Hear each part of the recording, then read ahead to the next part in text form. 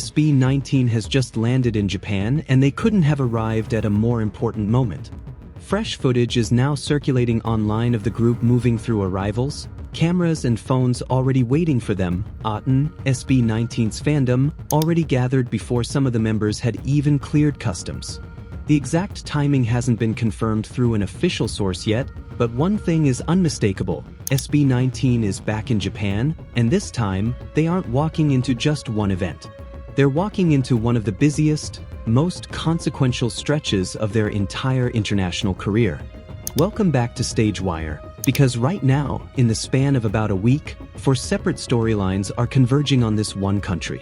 There's a brand new collaboration with one of Japan's biggest boy groups. There's a national television appearance happening within hours of this video going up.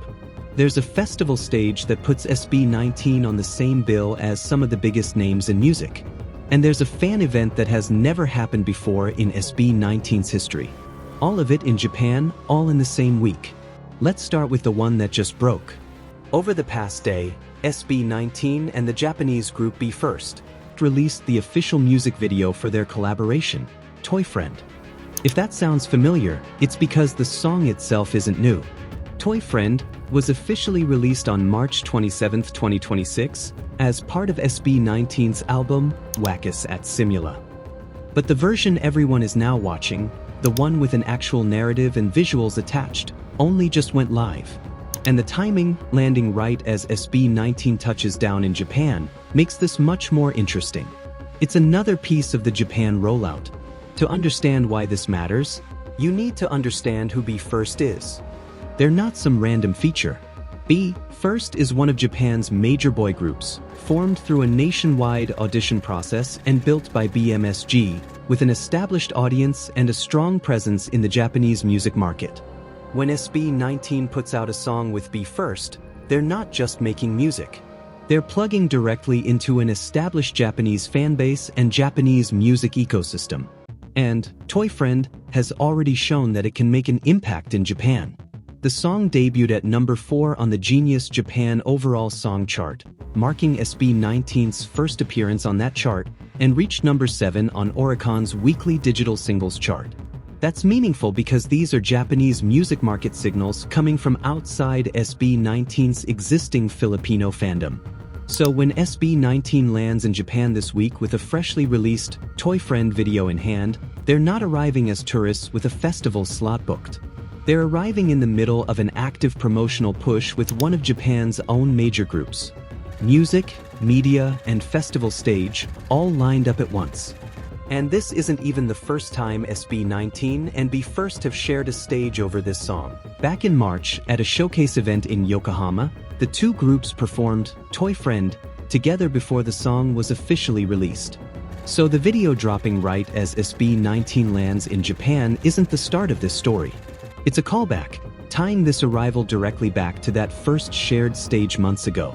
The song itself explores that uncomfortable, undefined space between friendship and something more, the feeling of caring about someone without knowing exactly what the relationship means. And now, months after that first performance, the collaboration has grown from a surprise live moment into an officially released song with a Japanese chart history and now its own music video. And that's before you even get to the rest of the schedule waiting for them. Within hours of this video, SB19 is set to appear live on DayDay, Nippon TV's national morning program, for a segment where they're expected to give Japanese audiences their first televised performance in Japan of Lawless, the song that just became the group's newest global calling card. The official promotion for the appearance currently lists August 13th at 10:25 a.m. Japan Standard Time in the DayDay segment. From there, it's straight into Summer Sonic, one of Japan's biggest music festivals, with confirmed sets in both Osaka and Tokyo. And after the festival wraps, SB19 will hold their first ever fan meeting on Japanese soil, a dedicated night just for Otten in Japan. Arrival, collaboration, television, festival, fan meeting, all inside about a week. To really understand why that density matters, you have to zoom out and look at where SB19 is coming from, because this Japan run isn't happening in isolation. It's the latest chapter of a run that's been building since late July. It started in Chicago. On July 30th, SB19 became the first homegrown Filipino act to ever perform at Lollapalooza, one of the largest music festivals on the planet. They played a full hour-long set to a Grant Park crowd that had, for many of them, never heard a Filipino artist live before, and they used that stage to debut Lawless, releasing it to the world the same day they performed it. It was, by any measure, one of the biggest moments in the group's history, and it put them in direct conversation with a festival lineup that included names like Charlie XCX and Lorde.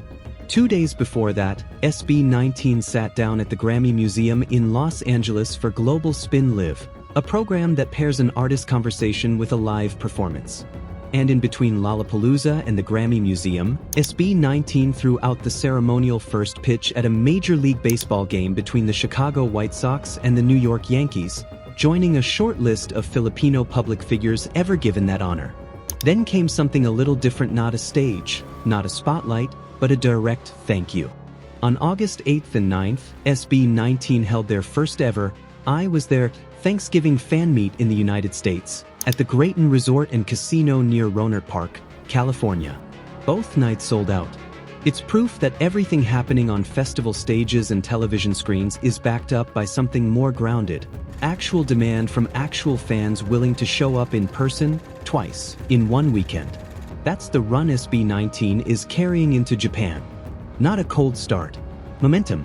Which brings us to that television stop. DayDay isn't just another entertainment appearance. It's a major Nippon TV morning program, putting SB19 directly in front of a mainstream Japanese television audience, people who may have no connection to Otten or P-Pop and could be hearing Lawless for the very first time on Japanese television. If Toyfriend was a handshake with part of the Japanese music ecosystem, this is a chance to introduce SB19 directly to a broader Japanese audience. And then Summer Sonic. This is the centerpiece of the entire trip, and 2026 is a significant year for it. Summer Sonic is marking its 25th anniversary with a 3-day edition running from August 14th through August 16th. The festival's official schedule places SB19 on the massive stage in Osaka on August 14th, followed by the Pacific stage in Tokyo on August 15th.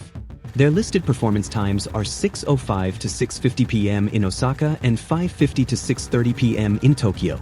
The festival's 2026 lineup includes major international names including The Strokes, Larkin Seal, Jenny, David Byrne, Adu, and many others.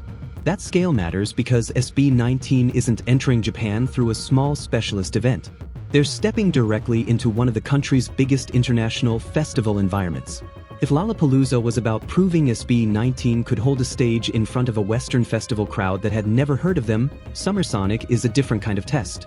This is Japan, a market SB19 has already been quietly building a relationship with. Long before this week, SB19 had already appeared on The First Take, the influential Japanese music platform known for stripped-down, one-take performances. They've also returned for subsequent appearances, giving the group an established connection with Japanese music audiences rather than making Summer Sonic their first introduction to the country. So Summer Sonic isn't SB19 introducing themselves to Japan cold. It's SB19 finding out whether all that groundwork, the showcases, the media appearances, the chart activity, and the collaborations actually converts into festival-scale reach. Whether the momentum from Chicago actually travels this far east. SB19 isn't the only Filipino act making that trip. Binny, fresh off their own historic Coachella debut, is also on the Summer Sonic bill, performing at the Mountain Stage in Osaka on August 14th and again in Tokyo on August 16th. Some fans have floated the idea of an on-stage crossover between SB19 and First at the festival, but nothing like that has been officially confirmed, and honestly, the story here doesn't need one. Two of the Philippines' biggest P-Pop exports, on the same festival, in the same country, in the same week, is already a statement. It suggests P-Pop isn't a single breakout group story anymore. It's starting to look like a movement. Then, after the lights come down on Summer Sonic, SB19 shifts into something much smaller and much more personal. Their first ever fan meeting in Japan, I Was There, on August 18th at KT Zepp Yokohama. There's a reason that event comes after the festival, not before. A festival slot introduces an artist to thousands of people who might be discovering them for the very first time.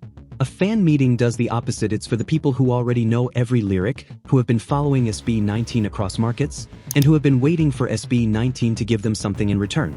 Festival first, fan meeting after isn't just a scheduling choice. It's a strategy. Expand the audience, then reward the ones who were already there. Put the whole week next to each other and a pattern emerges. This isn't SB19 stopping into Japan for a single festival slot and flying home. It's an arrival, a music collaboration, a national TV appearance, 2 festival stages, and a dedicated fan event, all stacked inside the same handful of days. That kind of density doesn't happen by accident. It's what it looks like when a team starts treating a country as an actual market, not a tour stop. And that's what makes this Japan trip so interesting. The biggest story isn't any single event. It's the connection between all of them. Toyfriend connects SB19 with BE:FIRST and an established Japanese music audience. DayDay gives them mainstream television exposure. Summer Sonic puts them in front of a huge live audience alongside some of the biggest international names in music. And the Yokohama fan meeting gives them a chance to deepen the relationship with Japanese otten after all that exposure. Different audiences, different platforms, one market. SB19 didn't just land in Japan this week. They landed carrying everything they built over the past month across 2 continents. A festival debut in Chicago, a major media appearance in Los Angeles, a ceremonial first pitch, 2 sold-out nights of fans showing up for them, and now a Japanese collaboration, national television appearance, 2 Summer Sonic stages, and a first-ever Japan fan meeting. They're about to spend the next several days finding out exactly how far that momentum can travel when it lands somewhere they've already been quietly laying groundwork for. So out of everything on this list, the Toyfriend video with BE:FIRST, the DayDay television debut of Lawless, Summer Sonic Osaka, Summer Sonic Tokyo, or that first ever Yokohama fan meeting, which one are you most excited to see play out? Let us know down in the comments.